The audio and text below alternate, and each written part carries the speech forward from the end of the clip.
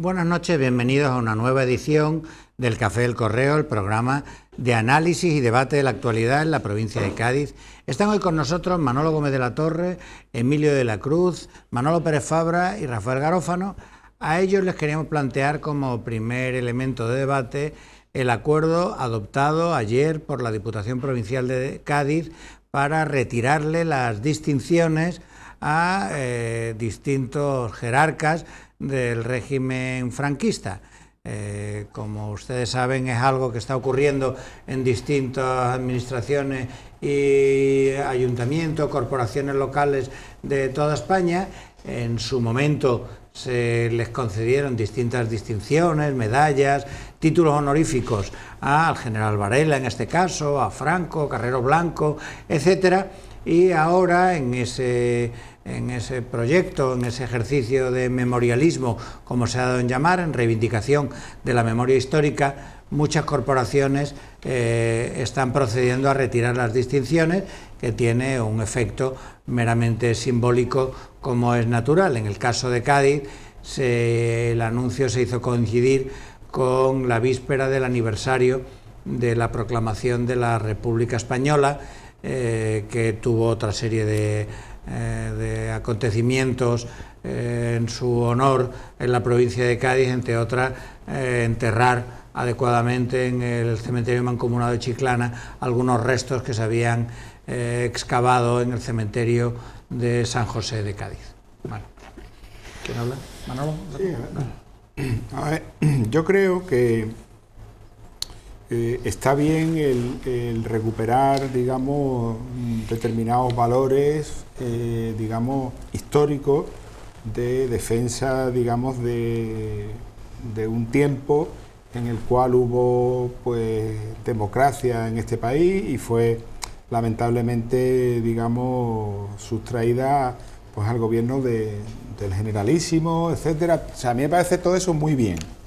Tengo que decir, empezar por ahí, diciendo que me parece muy bien el que la ley de memoria histórica que tiene que aplicarse se aplique y se aplique en todas las administraciones. Dicho esto, considero que también tiene que haber un acuerdo en el cual caigan todos los partidos y no estemos permanentemente hablando de lo mismo.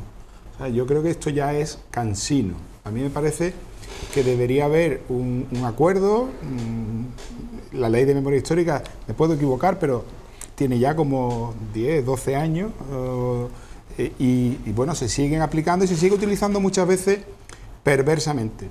Creo que el acuerdo de diputación no es inadecuado, es correcto, pero considero que también debería haber un momento en que todos los partidos políticos, incluyendo a los que parece que están menos de acuerdo con el ejercicio de este tema, como puede ser el Partido Popular, pues digamos, hemos culminado este tema, lo paramos, porque luego nos podemos encontrar con otros fenómenos de utilización perversa de lo que es la memoria histórica, en el cual vemos a gente desmemoriada o ignorante, como lo que ha ocurrido con la alcaldesa de Barcelona, metiendo la pata hasta el cuadril, cuando en el cambio de nombre de un supuesto militar franquista o fascista, está hablando de un militar reconocido como el almirante Cervera, que es que no pudo participar ni aunque quisiera, porque es de otra época, al franquismo o al fascismo.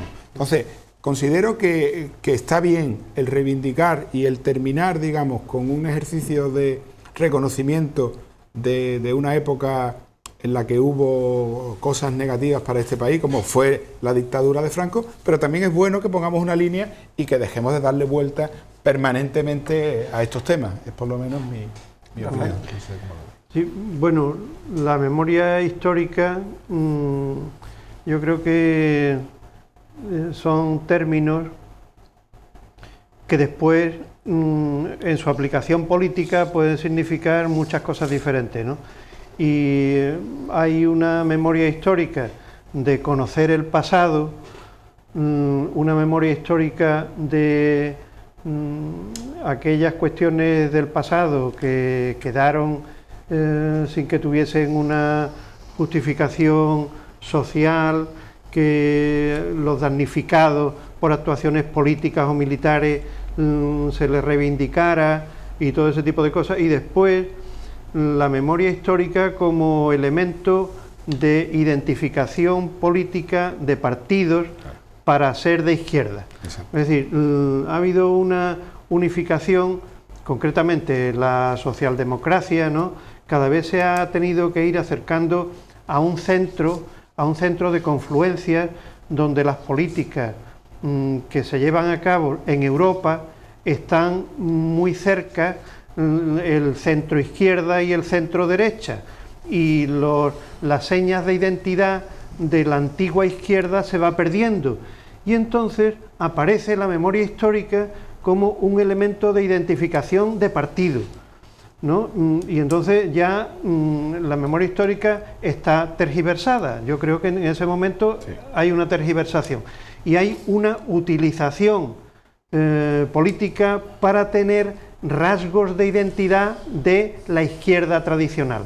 ¿Por qué? Pues porque la izquierda no puede hacer las políticas que tradicionalmente se demandaban, no se puede. O sea, hay unas coordenadas internacionales de la sociedad moderna capitalista donde aquellas reivindicaciones no son posibles, en el marco general de la realidad y de la política europea, ¿no?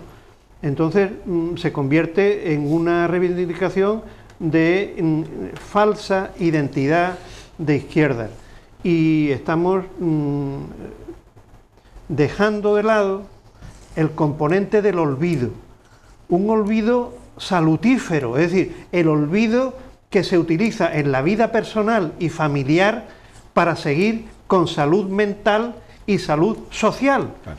Ese componente se está olvidando. Es más, se critica como reaccionario.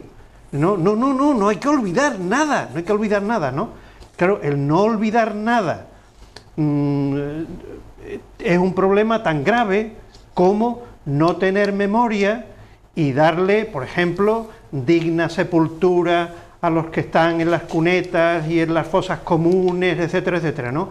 Es decir que, muy bien, memoria histórica, pero mucho ojo con la memoria histórica, porque puede ser una monserga utilizada políticamente, y para que algunos empiecen a convertirla en un elemento de subsistencia económica y laboral, ¿no? Que ya es el colmo. Sí. Es decir, como el tema de las ONG, que aquí criticamos muchas veces, que hay que tener mucho ojo con ese componente laboral y económico de los que terminan viviendo de eso, ¿no? En la memoria histórica hay que tener un ojo también puesto en ese asunto, ¿no? Bueno, yo primero quiero felicitarte porque tu exposición me parece, la suscribo de pe a pa, porque creo que esa es la realidad, has descrito la realidad de lo que se está viviendo. Yo poco más puedo aportar porque yo estoy totalmente de acuerdo con lo que has dicho. Sí indicar un poco, profundizar en lo que estabas diciendo, que es lo siguiente. Se ha comentado esta ley que está vigente, pero que estamos siempre indicando por uno y otro lado, la falta de interés, la falta de financiación, este tipo de cosas, es centrarlo en lo que estabas diciendo. O sea, hay que centrarlo en aquello que es fundamental, que es el reconocimiento a esas personas que en su momento, el invertir en aquello para lo que estaba, que es en la búsqueda de esos familiares, para que sea algo, pero que tiene que ser algo, para mí, dentro de la discreción, porque si no, se convierte en una herramienta política que, ojo, nos afecta. Todo este tipo de cosas al final nos está afectando hasta en el exterior. Cuando hay un pronunciamiento, como ha pasado, aunque no tenga nada que ver, pero yo lo comparo con lo que ha pasado con los jueces alemanes, ¿no? Al final estamos dando una imagen que los que están viendo te cogen de fuera y dicen, bueno, pero estos son así, y bueno, aunque estén en el mismo club, pero vamos, están en el club porque teníamos que tener un club amplio, ¿no? Entonces, yo soy respetuoso, porque lo he comentado en muchas ocasiones, he vivido en mi familia, mi familia paterna, bueno, militares, médicos que han sido reconocidos en la isla, que hasta tienen una calle, es decir, unas personas absolutamente reconocidas, bueno, que eran o conservadoras, o como le quieran llamar, no eran franquistas, les tocó una que morir. Después he tenido la familia que eran ingenieros vascos que vinieron a la constructora naval, que por el simple hecho de que vinieron ahí, lo pasaron a fusilar en 2 o 3 ocasiones. Entonces he vivido ese drama familiar y el reconocimiento de aquello. Pero efectivamente, en todos, por lo menos lo que me han transmitido, ha sido esa parte importante de que había que dejar el olvido, o sea, había que tener el olvido presente y dejarle a las nuevas generaciones, porque al final esto no es más que un capítulo que no ha sido positivo, pero un capítulo de la historia. Entonces, la historia que tiene España, la historia que tiene el mundo, la que tiene Europa, está compuesta de lo que está. Y nos imaginamos todos los días a los alemanes están debatiendo en el Parlamento, los que estuvieron con Hitler, lo que se hizo aquí. No, aquellos han pagado su cruz perfectamente y se continúa. Y yo creo que España tenemos que ser mucho más avanzados en esto, que por supuesto se trabaje para el núcleo fundamental de la ley, pero que se pueda quitar y se quite todo matiz político, porque al final lo que convertimos es lo que está diciendo Rafael. Y sobre todo otra cosa que quiero añadir: cuando empiezan a llegar periodos preelectorales y no hay nada importante que traerle al ciudadano, como qué hemos hecho con su dinero, si hemos hecho más carreteras en la Diputación, tal, pues entonces vamos a sacar aquello que nos vincula con la izquierda y que no podemos hacer en el día a día. Sí, vamos a ver. Yo es que me resulta extraño el que sea objeto de discusión el hecho que tras 43 años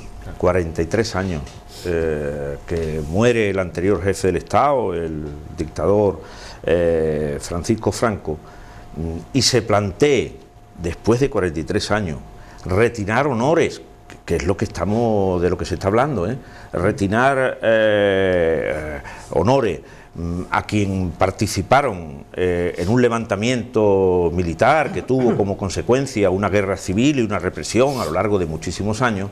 A mí es que eso me parece muy justificada, esa medida, es que me parece muy justificada, pero ¿cómo no se le van a retirar los honores a quienes esos honores los reciben por haber participado de una manera activa y continuada en un delito de rebelión contra un gobierno legítimamente constituido? Durante todos estos años han dispuesto de todo, no en estos 43 años desde que muere Franco, sino anteriormente. Han dispuesto de honores, de pagas, de medallas, de estatuas, de calles, de todo. Bueno, que se plantee que es conveniente acabar con eso y retirar esos honores, a mí es que eso me parece una medida absoluta y totalmente justificada. Y cada vez que se plantea el hecho de que es que ¿por qué seguimos hablando de eso? ¿Por qué en Alemania, decía Emilio, por qué en Alemania no se habla? Porque es que en Alemania es impensable que todavía a estas alturas gocen de honores Goebbels, Goering, Hitler, etcétera, etcétera. Es que no existe eso, y como eso no existe, no se somete a consideración retirarle esos honores. Pero es que aquí todavía siguen manteniendo esos honores esas personas. Y voy a terminar. Ahora, que hay mucha gente que piensa, hay un cierto consenso entre bastante población en España, que plantea que la acusación de rebelión al gobierno de Cataluña está justificada. Yo personalmente pienso que no, porque pienso que el delito de rebelión militar, fue lo que ocurrió en el año 36. Yo no pienso que sea lo mismo, pero resulta extraño el que por una parte se quiera hablar de rebelión en el caso de Cataluña, y de que aquí, que no es ya ni tipificar el delito, es simplemente retirar los honores a quien yo creo que nunca debieron haberlos tenido, porque su rebelión tuvo como consecuencia una guerra civil y una represión posterior que duró muchísimo tiempo y que destrozó la vida de muchísima gente, pues se le retira a estas alturas esos honores.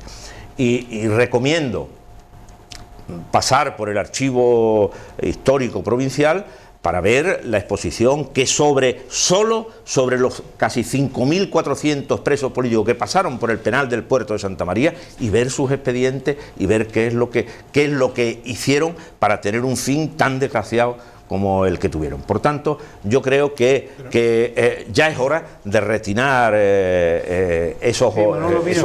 Una cuestión que incluso la hago personal hacia ti y personal hacia mí. ¿por qué ni tú ni yo ¿Lo hiciste? lo hicimos? Claro. Y yo te lo explico. ¿Tuviste gobierno ¿Y municipal? por qué lo hicimos? ¿Y provincial? Porque teníamos que transformar la sociedad en una sociedad democrática. Y había mucho en el hacer de todos los días. Entonces hicimos los elementos fundamentales, pero lo otro había que hacer dos cosas. Una, sacarlo del olvido, y a nosotros no nos interesaba, no teníamos tiempo, teníamos otras tareas en las que teníamos que estar en el día a día. Teníamos que sacarlo del olvido para quitarle los méritos, las distinciones y tal. Ahora no será que no hay una actividad de transformación social democrática y entonces se acude para sacar del olvido. No se le saca para quitarle, se le saca del olvido para quitarle los títulos. Hay personajes que las nuevas generaciones habrá que explicar primero quiénes son, después lo que hicieron y después que se le quitan los títulos. Hay muchísimas cosas que son necesarias hacer, sobre todo las vinculadas con familiares y con personas vivas que en su entorno familiar tienen elementos personales que hay que ayudarlos en la cuestión de la memoria histórica, pero en el otro hay un componente ahí politiquero, hay un componente politiquero que es que entonces yo me veo cuestionado en mi tiempo de actividad política y yo sé por qué yo no lo hice, porque yo estaba en otra historia. Sí, pero yo sobre los dos temas. Primero, según ese planteamiento, Rafael, nunca va a ser el momento, nunca. Nunca. No. Y a medida que sales más, nunca va a ser el momento, porque siempre habrá cuestiones del día a día que harán más urgente atender otras cosas. Pues no, yo pienso, pues no. Y hace 10 años que efectivamente el gobierno de Zapatero, pero es que no hace todavía ni un año, en marzo del 2017 es cuando el gobierno de Andalucía hace y aprueba la ley de memoria histórica de Andalucía. Sí. De Andalucía. No hace más que unos meses. Por tanto, no estamos tan antiguos, se está aplicando la ley. Y en segundo lugar, Rafael, sí hicimos algunas cosas en nuestra época, cuando todavía todo estaba más próximo y cuando por ejemplo, el cementerio, el cementerio, la parte de cementerio civil se adecentó, se empezaron a hacer actos, se empezó a ver en los archivos del cementerio. Yo me acuerdo de todo eso en mi primera legislatura en el año 79. Se empezaron y se retiraron placas y se retiraron. Es decir, que sí se empezó a hacer, lo que pasa es que luego, pasado el tiempo, se han hecho leyes. ¿Por qué? Porque acometer muchas de aquellas acciones era difícil hacerlo sin un soporte legal, porque siempre tenía quien acudía a la justicia y paralizaba muchas de esas acciones. Pero es que después de que se saca la legislación, es curioso que quienes más veces hacen hincapié en que hay que respetar las leyes, cuando se hacen ciertas leyes, pues resulta que esas no hay que cumplirlas. ¿Por qué? Pues porque tienen un componente de revancha, porque tienen un componente político, porque ¿para qué vamos a hablar de eso cuando hay otras cosas? Pues no, yo creo que ha llegado el momento y hay que seguir insistiendo en que primero se restituya por justicia a las personas que todavía no han podido encontrar dónde están sus fusilados, sus matados, que eso se les ayude y se retiren honores que yo creo que causan sonrojo el que todavía instituciones democráticas sigan teniendo en sus archivos esos reconocimientos. Pero yo, mira, disculpa, de esos honores que ahora se le van a quitar, yo no sabía que lo tenían. Claro, y yo soy profesor. Es decir, que primero me tienen que decir que lo tenían para después la ceremonia de quitarlo y ser de izquierda. Aquí hay también unas historietas. Pero hay un tema, y Manolo, tú sabes el aprecio que tengo por ti y por tus opiniones, por supuesto, pero tú mismo has caído en la trampa de ese político del que hablaba Rafael. Es decir, tú, cuando hemos empezado a hablar de esto, al final has usado, digamos, elementos de esos momentos ya históricos de nuestro país y de hace muchos años, los has puesto en plena actualidad para compararlos No, sí, bueno, sí, bueno, lo has comparado. sí, es yo decir, te digo, aquella yo te digo. rebelión, y dice, y lo que está pasando en Cataluña, yo considero que no es rebelión, igual que cuando ellos hablan de los presos políticos, y hablamos de los presos políticos que tuvo Franco, es decir, que al final ponemos en la mesa elementos históricos, para mí deleznables de nuestra historia, perfecto, pero no lo pongamos, digamos, para que formen parte del nuevo debate político, para ponerme el barniz de izquierda y terminemos al final, porque yo estoy también con lo que decía Emilio, cuando los jueces del país que sea tienen que analizar esto y dicen, presos políticos, espérate, pero es que en ese país todavía honraban a Franco, porque bueno, al final resulta que lo honrábamos todavía, que le venerábamos, no sé cuánto, entonces parece que es que estamos todavía subyugados o apretados por el efecto, digamos, de control, de dejarlo todo atado, bien atado, el generalísimo, y aquí estamos todos bajo, digamos, la postdictadura. Eso yo creo que hay, una cosa tiene que simple, haber un acuerdo para decir, señores... Una aclaración. Cuando he hecho mención es simplemente por una cosa, no para contraponer una cosa con la otra, en absoluto, sino porque sí, lo que quería poner de manifiesto es que yo pienso que una rebelión militar fue aquello, lo que se hizo en el Código Penal no habla de rebelión militar. Pienso que se minimiza aquello cuando hoy se habla de rebeliones o se habla de presos políticos, como decía la flamenca, las comparancias son odiosas. Es decir, Manolo, estamos en momentos distintos, es que no se minimiza, es que no se minimiza. Yo creo que no se minimiza. Bueno. Si queréis, cambiamos... Perdona, en líneas generales, yo cuando veo determinadas actuaciones, no es que las vea mal, es que las veo teñidas de falsedad. Es decir, se le quitan los méritos que se le dieron a Franco y a su camarilla y tal y cual. Digo, bien, pero esto es mentira. Quiero decir, bien, pero esto se está utilizando. Lo veo, no veo.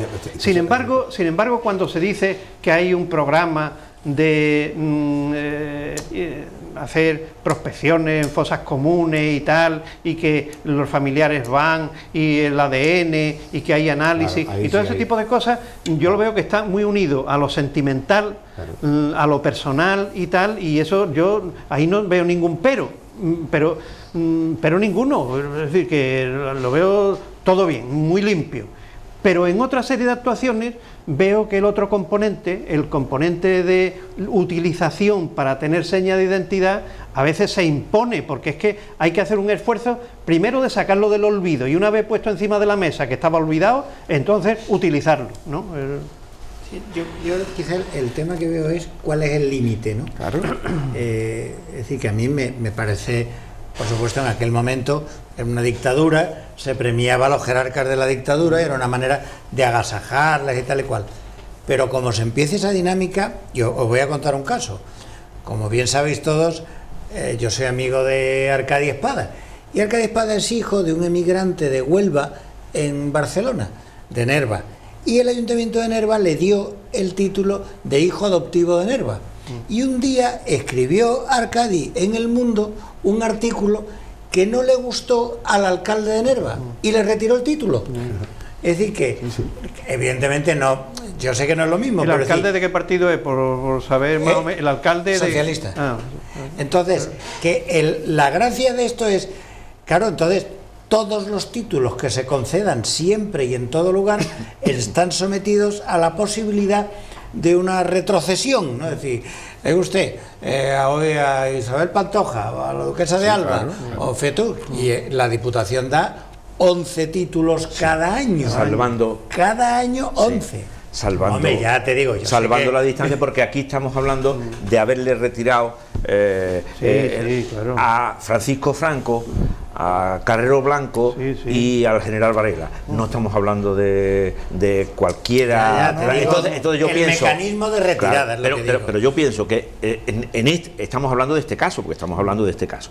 En este caso está justificado el que si en un momento determinado se les hizo un reconocimiento, ese reconocimiento se retire? Pues yo pienso que sí, pienso que sí. No se hizo en un momento ese reconocimiento, en un momento que pudieron hacer ese reconocimiento, ahí quedó, y hoy es parte de la historia. ¿Qué les quitas? O sea, ¿qué vas a coger? ¿Todos los libros donde aparezcan los honores? Es que no sé cómo se hace eso. Bueno, tenemos que terminar este primer bloque y volvemos dentro de un momento.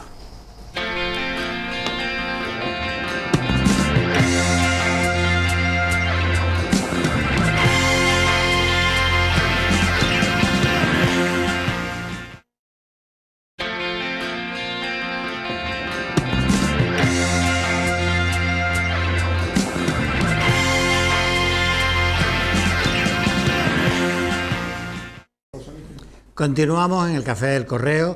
Recordamos que están hoy con nosotros Rafael Garófano, Manolo Pérez Fabra, Emilio de la Cruz y Manolo Gómez de la Torre. Queríamos plantearle a ellos un debate sobre el acuerdo presupuestario entre el Partido Socialista, Podemos y Ganar Cádiz en Común.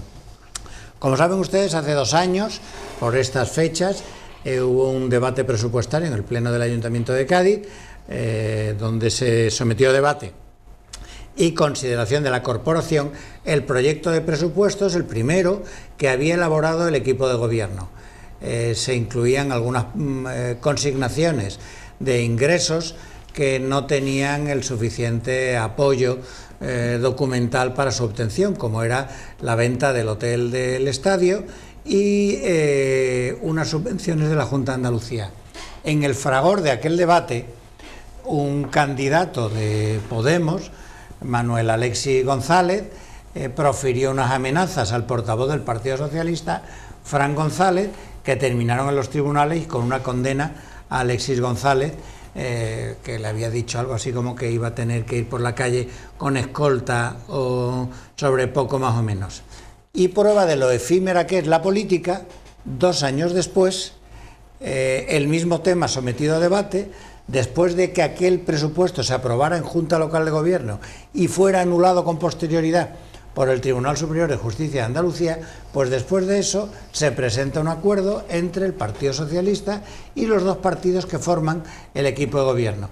Un acuerdo presupuestario donde el Partido Socialista ha vendido un aumento de las consignaciones presupuestarias destinadas a servicios sociales, a turismo y a la equiparación salarial de determinados sectores de los empleados públicos del Ayuntamiento de Cádiz.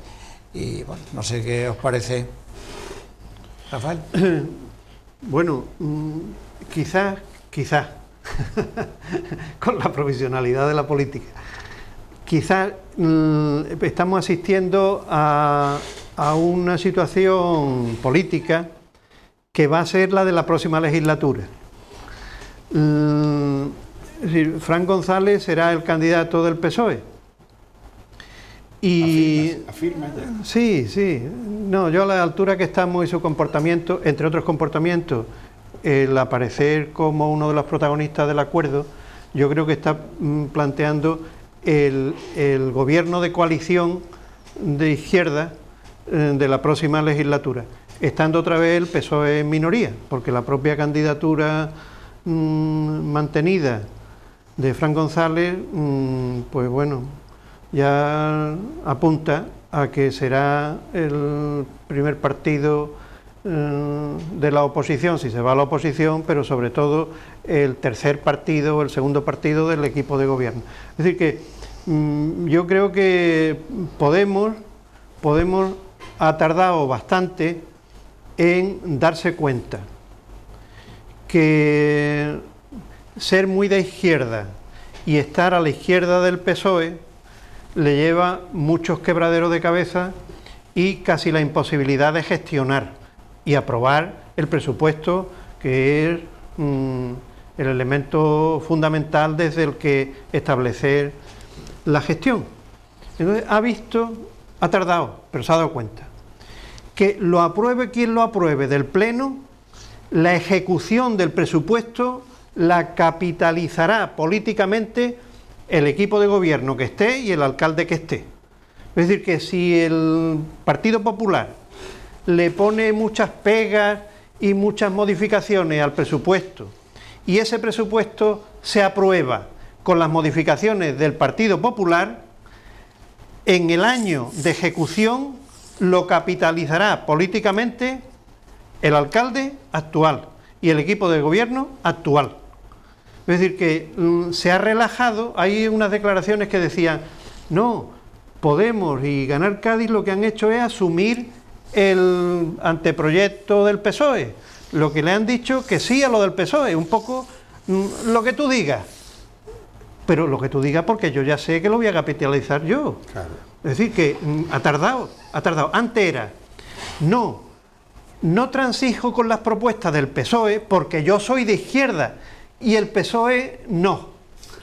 No, el PSOE es uno de los antiguos, de la casta, de no sé qué, y ese discurso ya ha terminado. Es decir, ahora Podemos y Ganar Cádiz son dos partidos más que saben que son los que están en el gobierno y lo que de cara a la opinión pública van a capitalizar las realizaciones que se hagan en la ciudad. Unas realizaciones que serán posibles si hay un presupuesto previo aprobado.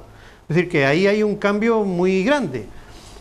Respecto a Podemos y respecto al PSOE, yo creo que ya empieza a estar en la etapa post-electoral de la próxima legislatura, con un escenario parecido, pero que ya no va a estar dándole el apoyo desde la oposición, ya va a querer concejalías y reparto en el equipo de gobierno.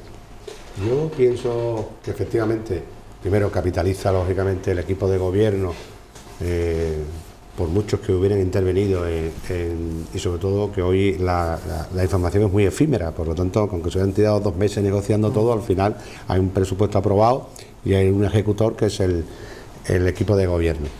Yo, y en eso estamos todos de acuerdo, y el propio PSOE tenía que dar este paso porque, bueno, es que estaba en un callejón sin salida, porque haber quitado o haber propiciado que el partido que de mayor número de concejales, el Partido Popular, no gobernara, pero que a su vez bombardear permanentemente al equipo de gobierno actual, yo creo que eso, ya veremos las elecciones, pero creo que eso no le va a traer ningún rédito positivo, ninguno, ¿no? Y sobre todo, como bien dices tú, pues cuando coja el mando con el de aquí a lo que nos queda, el equipo de gobierno, pues todo se va a vincular al equipo de gobierno, se va a difuminar bastante el tema del PSOE. Yo sigo echando en falta, y lo he dicho en alguna ocasión, que el Partido Popular, que ha estado en 20 años de gobierno en la ciudad de Cádiz, no haya aprovechado como estrategia política y de desgaste haber valorado todos esos presupuestos que han hecho en tantísimo tiempo, indicando al ciudadano, mire, estamos escasos en esto, se tenía que haber hecho esto, se tenía que haber hecho otra cosa. ¿Qué ha ocurrido? Que el Partido Popular también ha habido un momento en el que Teófila Martínez no tenía claro qué iba a hacer, nadie hacía nada, el único que trabajaba en esa línea es José Blas Fernández, pero ya sabemos su línea es la de hágase cumplir la ley, perfecto. Él lo hace, además se ha convertido en un referente en eso, pero hay que ayudarle. El Partido Popular tiene que ayudarle, siendo el partido mayoritario, ha perdido la oportunidad en estos 3 años de explicarle al ciudadano qué significa no tener un presupuesto. Pero se lo tienen que haber hecho ellos didácticamente. ¿Por qué? Mire usted, es que he estado 20 años y tengo el conocimiento y la información para desgastar a este gobierno y que sepa realmente el ciudadano lo que ha supuesto, que hemos pasado un poco. O sea, es que los años que hemos estado sin presupuesto, esta ciudad se ha mermado muchísimas cosas. Y ahora va a llegar un momento en el que estamos en en periodo electoral, con unas encuestas que más o menos estamos hablando de que puede haber un panorama similar, con un Partido Popular que ha optado por tener perfil medio del Partido Popular, perfecto, estupendo, pero un perfil medio, Ciudadanos con un crecimiento importante, y al partido del gobierno, que ha tenido muchas dificultades, por lo tanto muchos defectos con el ciudadano, no han sido capaces de ajustarle los tornillos. Sí, pero yo discrepo con Rafael en el tema de que esto sea la visualización de perspectivas postelectorales. Para mí no. Para mí esto es un acuerdo cortoplacista y precisamente es un acuerdo preelectoral. el equipo de gobierno necesitaba y necesita en este año, digamos, vender a la ciudad una serie de ejecución de políticas, digamos, de obras, de servicios concretos, etcétera, y necesitaba los presupuestos. Y luego el Partido Socialista yo creo que llega muy tarde a esa colaboración, pero también tiene que tener un discurso colaboracionista o de vender a la ciudadanía. Es que nosotros pusimos aquí y también hemos ayudado o a las políticas sociales, al tema del personal de los institutos municipales, etcétera. Nosotros hemos hecho cosas. Yo creo que el momento para hacer esto es al comienzo de un mandato, nunca al final, al comienzo. Y es lo que tenían que haber hecho en el acuerdo de Puntales. Es decir, el acuerdo de Puntales es, nos ponemos de acuerdo para echar Teófila, punto. Ya está. Entonces ahí es donde el Partido Socialista sí tenía que haber puesto en la mesa, es decir, y nuestra forma de entender la colaboración con la ciudad o la colaboración con un alcalde que ponemos es, si no quiero formar parte del gobierno, por lo menos le doy las herramientas. Esas herramientas se las tenía que haber dado en el minuto 1. Sí, pero... No, perdón, y termino. Sí, vale. Es decir, y no con la vista puesta, es decir, yo creo que esto es cortoplacista a tope y no es mirando en el que el día siguiente a las elecciones ya aquí se está planteando el que el Partido Socialista, porque tendremos que ver primero por dónde va el Partido Socialista, qué necesidades tiene el Partido Socialista a nivel andaluz, nacional, en los acuerdos con Podemos, etcétera, etcétera, Claro. y si encaja. Sí, pero mira, en la primera, perdón un momentito, Manolo. En la primera fase dice, si yo he puesto al alcalde, debo tener una actitud colaboracionista. Pero es que el otro no quería. El otro hacía señas de identidad, ser contrincante político con el PSOE de allí, de que estaba enfrente de los bancos. Es decir, ¿cuántas veces hemos dicho aquí? Claro, es que no va a sacar los temas del Pleno porque todavía no se ha enterado que no tiene mayoría absoluta. Sí se había enterado, lo que pasa es que tenía que reforzar el carácter de la izquierda por fin ha llegado, y lo que es el PSOE no lo es. Y yo me tengo que comer al PSOE entero, si puedo me lo como entero. Y la cosa ha cambiado durante este tiempo, y ya entonces no solo se deja ayudar, sino se deja casi lo que quiera el PSOE. Mira, yo creo que hoy en día la firma del acuerdo que se hizo el otro día en Cádiz en relación al presupuesto tiene muchísimo más de contenido político que de contenido práctico. Desde hace tiempo los presupuestos ya no son lo que eran. De hecho, estamos a la fecha en que estamos y no hay presupuestos en el gobierno de la nación. El Partido Popular se fue en el 2015, en mayo, sin haber elaborado, teniendo mayoría absoluta, los presupuestos. ¿Por qué? Porque los presupuestos políticamente, evidentemente, lo que ponen de manifiesto es cuáles son las prioridades que quien gobierna va a tener. Pero el dinero y el gasto no se hace conforme a lo que hay en los presupuestos, porque suele ser muy poquito dada la financiación, y entonces como lo que queda poco, luego las obras que se hacen de verdadera importancia son a través de los fondos que te vienen por los EDUCI o por los fondos que te manda la Junta de Andalucía o otros fondos de la nación. Entonces, visto eso y la relatividad y de la importancia económica que hoy tienen los presupuestos, que no es lo que tenían antes, cuando se hace un acuerdo como el del otro día, yo creo que, y coincido con Rafael, son de futuro. ¿Qué es lo que se está poniendo de manifiesto? Se quiere afianzar una relación que posibilite un entendimiento de cara al futuro, máxime cuando no va a haber mayorías absolutas.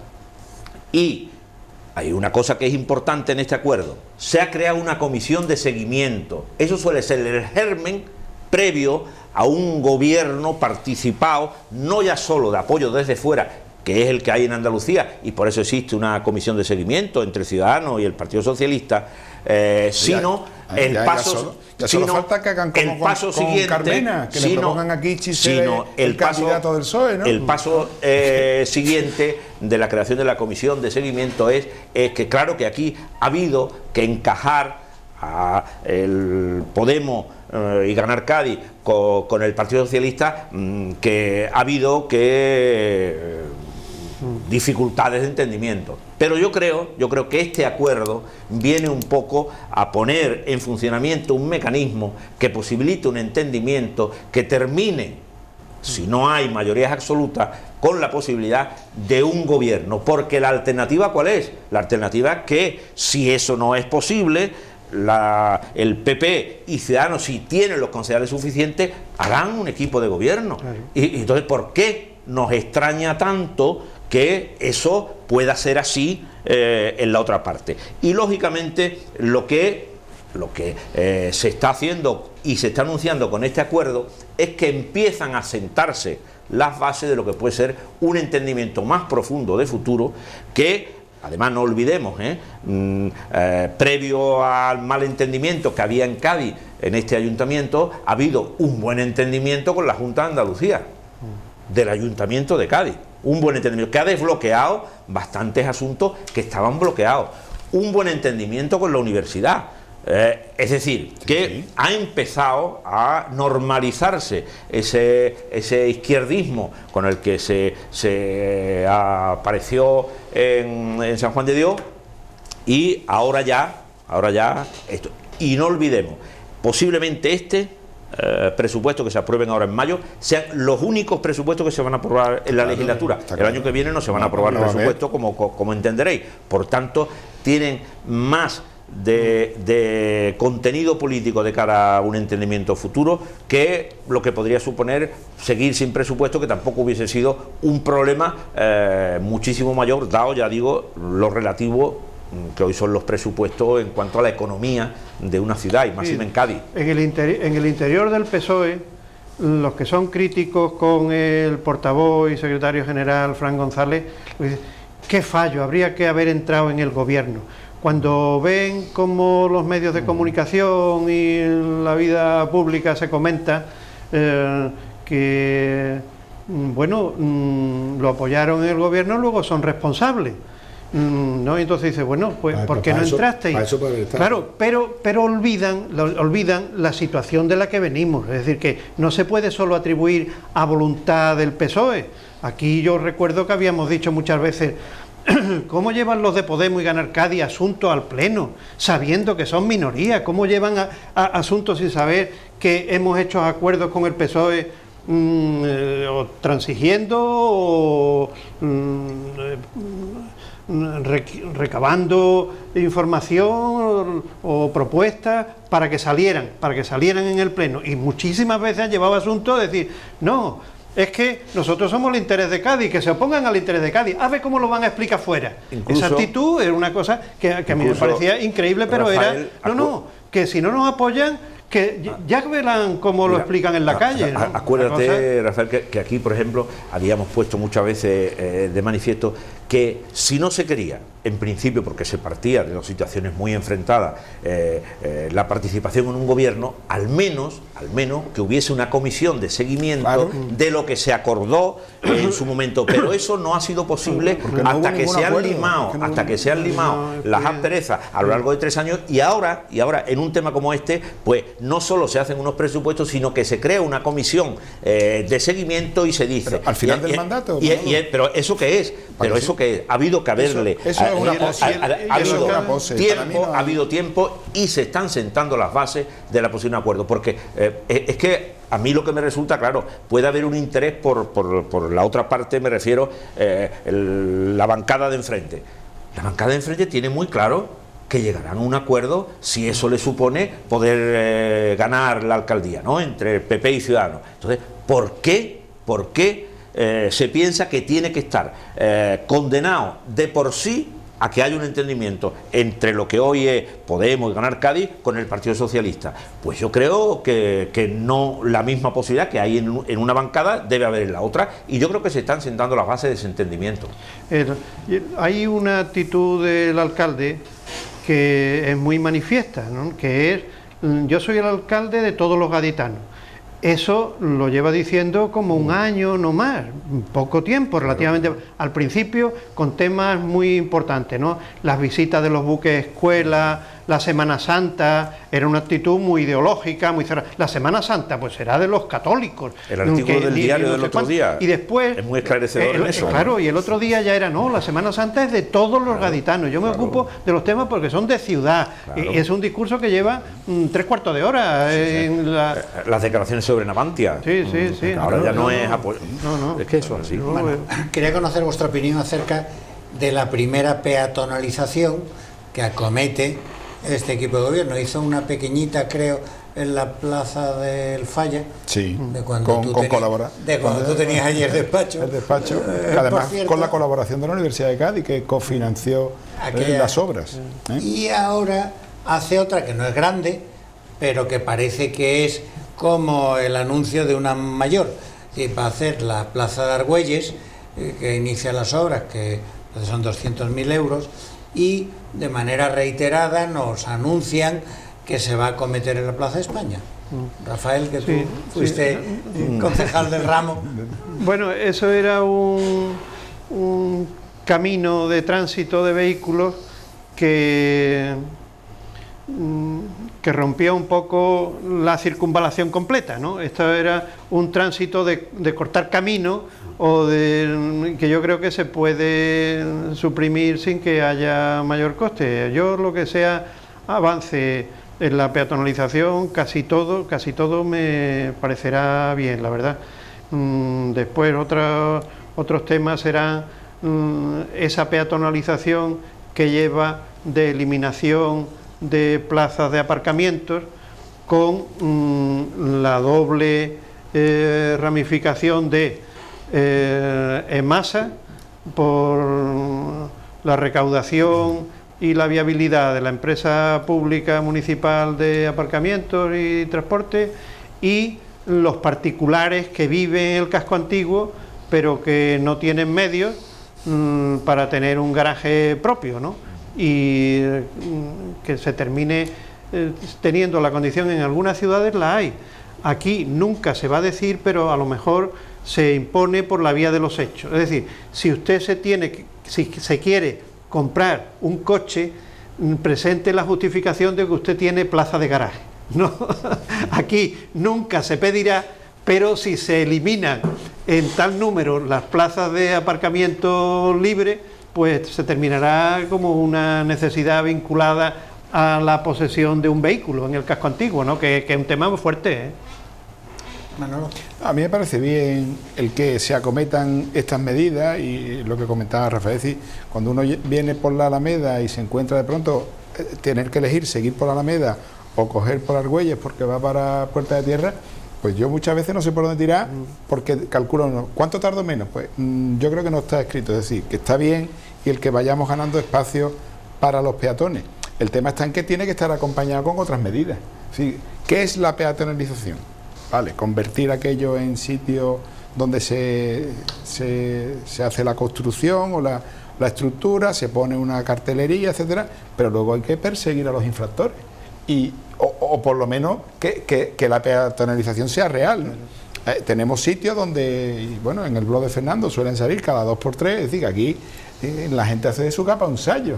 ¿Sí? Tenemos zonas peatonales, peatonalizadas de antiguo, donde no hay un control, Si no hay un acompañamiento de un plan de seguimiento de la peatonalización, a lo mejor nos vamos a encontrar con medidas también de cara a la galería, pero que no sabemos si van a tener el efecto deseado de que los peatones no tengamos que ir esquivando permanentemente vehículos, bicicletas, etcétera. Así que es que esto yo creo que hay que acompañarlo con otras medidas, no solo las de la obra.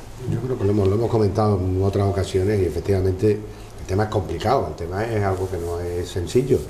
Llevar medidas que acompañen, no solamente ya las medidas que se puedan hacer técnicamente, que en un papel, como se suele decir, papel lo aguanta todo, ¿no? Después es el comportamiento, como decías, ciudadano, y eso ya entra la educación, una serie de elementos que se salen de la propia responsabilidad del ayuntamiento. Yo creo que, bueno, a mí personalmente también me parece bien, porque es una ciudad que cuanto hay cualquier movimiento en el ámbito de la peatonalización, pues se nota que bueno, la ciudad mejora, la mejor se ve. Por lo tanto, yo creo que basado en lo que comentábamos antes de la situación que ha habido en el equipo de gobierno y con las relaciones con las pocas posibilidades de hacer cosas, bueno, han cogido un camino, que ese es el importante. Esto, el carril bici, todo lo que es la sostenibilidad, todo lo que es una ciudad sostenible, va a ser un poco uno de los ejes de su venta para el futuro, ya que las acciones muy concretas han sido pocas, no por falta de interés, sino por la situación de inestabilidad del gobierno. Y que generalmente tiene financiación externa. Sí, claro, eso también es muy importante. Que muy eso importantísimo. No es, eso es importantísimo. A mí me parece bien, y además creo que el ayuntamiento lo está haciendo con cierta mesura.